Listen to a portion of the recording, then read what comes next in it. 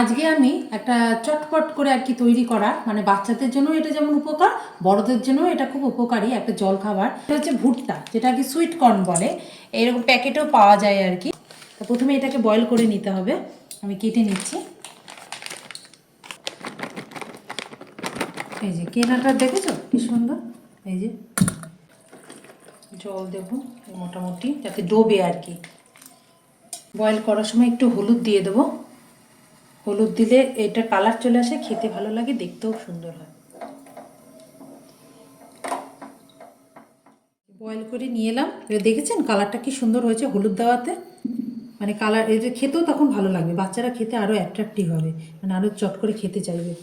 Bit নুন দিয়ে দিচ্ছি, চাট মশলা, একটু মাখন,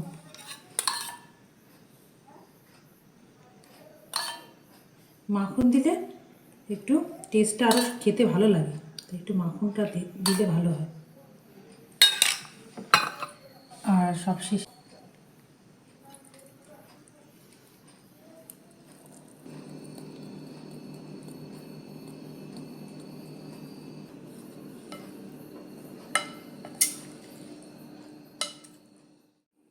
আমার পুরো রেডি, এবার শুধু খাওয়ার অপেক্ষা।